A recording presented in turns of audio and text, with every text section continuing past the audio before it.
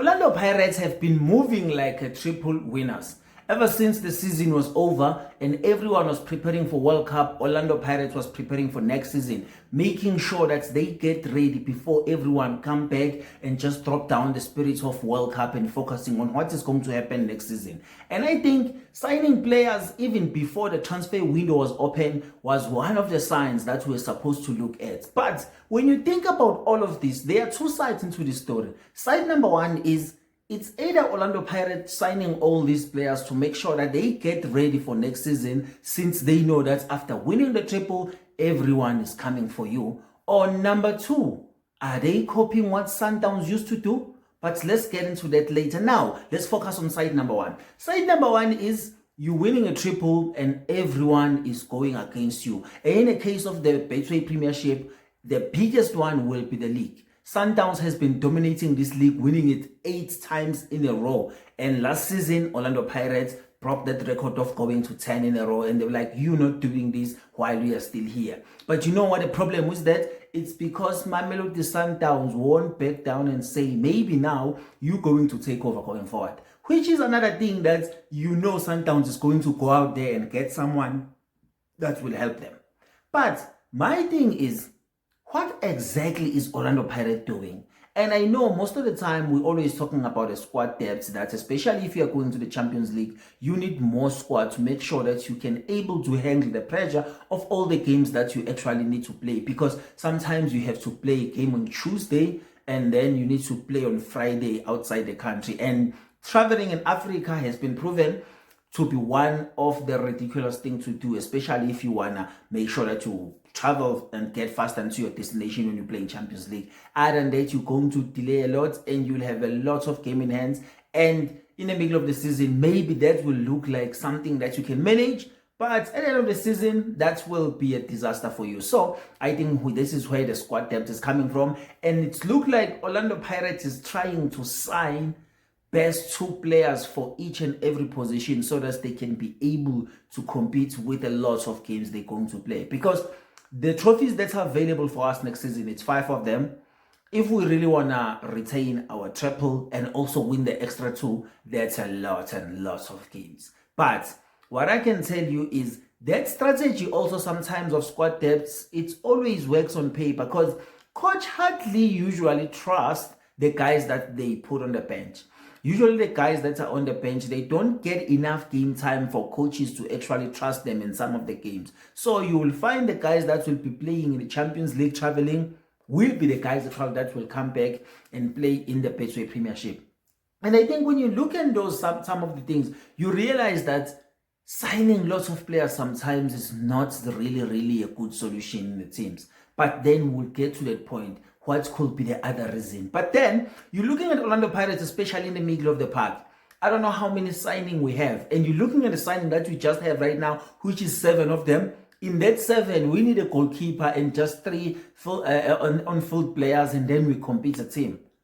On top of the team that we had last season, and we also signed 7 players. And I'm still in a hope that we're actually going to move some of the players on loan and some of them being sold. And then there are news that actually Dlamini might stay at Orlando Pirates because he was linked with Stellenbosch, so he might stay. Let's make it even more sure that we actually maybe gonna see Mfukeng leaving the Orlando Pirates. And then if Mfukeng leave Orlando Pirates, then that means people will fight for that number 10 position. And when I'm looking at who's going to fight in that number 10 position, there's a lot of people. And I think Baliti as well, out of that 7, he's the one that will go back on loan for the long season loan. So that means 7 that were signed, 6 of them will remain in the club at the moment. And then we'll see on the last season squad which are the people that still have to leave the team to make sure that they balance all the squad the right way and be ready for the Champions League. And then the other side of this coin, which is the part 2 of this coin, is Orlando Pirates really trying to do what Mamelodi Sundowns used to do?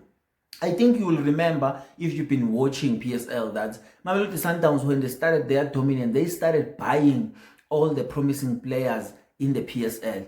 If you have a player that will score like 10, 15 goals, Sundowns is buying that player next season. If you have a player that has been on the high profile and everyone's lips in the country, they're talking about him, that is good enough and is something more, it's coming out of him, Sundowns used to go out and buy those players.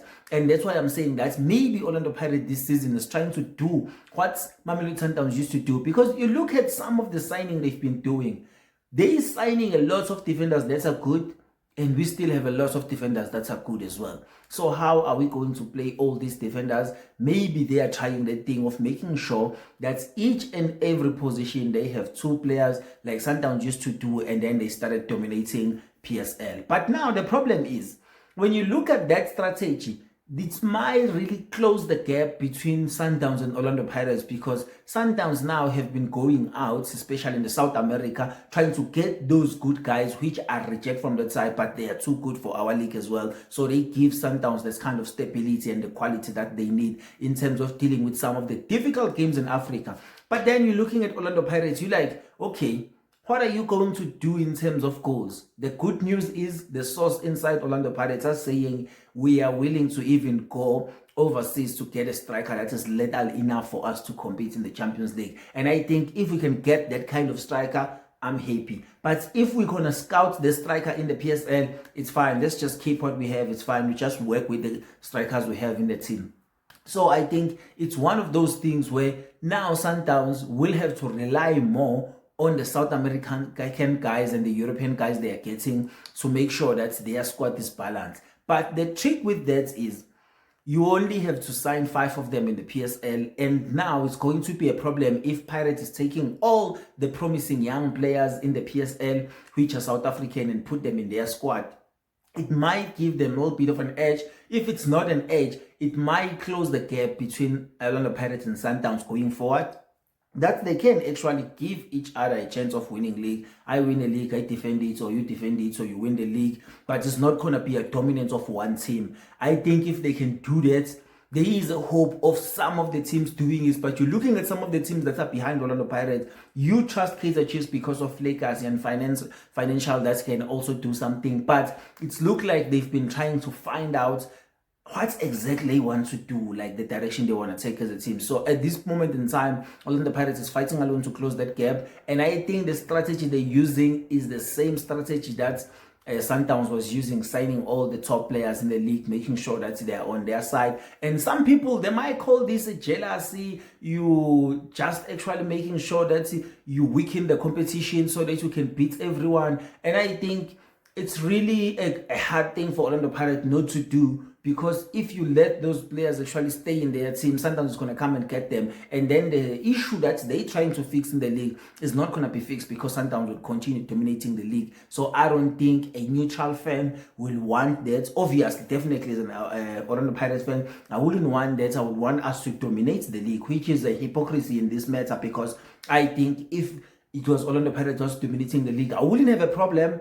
But now, not dominating the league 8 times in a row. Like, win 3 times, let the other teams win 1, 2, and then you come back, you win 2. You got, like, not this thing of winning 8 straight. Because you know what it did? It actually made the 2 Soweto Giants not even care about the league, in terms of if you keep on winning it, it's fine. If it's not one of them winning the league, everything is fine. So I think those are the 2 sides on my theory, looking at this issue and looking on this point where Orlando Pirates is just signing a lot of stars, that I am so happy about, because I think if we're having these quality players coming into our team, we are ready for everything that is coming next season. And while we're staying, there are a lot of players that we can able to keep, especially the ones that were the core of that last season team that went on to win the treble. So I think it's going to be nice. But if you've been watching this video up until this far, up the bugs, thank you so much. If you haven't been subscribed, please subscribe below, and just tell me in the comment, do you believe Orlando Pirates is doing this to make sure that they have enough squad depth for next season's competition, or now they're studying the pattern of what Sundowns created years ago to make sure that they start the dominance they did in the PSL? So make sure that you say your comment below with your thoughts and tell me, what do you think? Or maybe start a conversation of the angle that I didn't see when we're talking about this topic. And then make sure that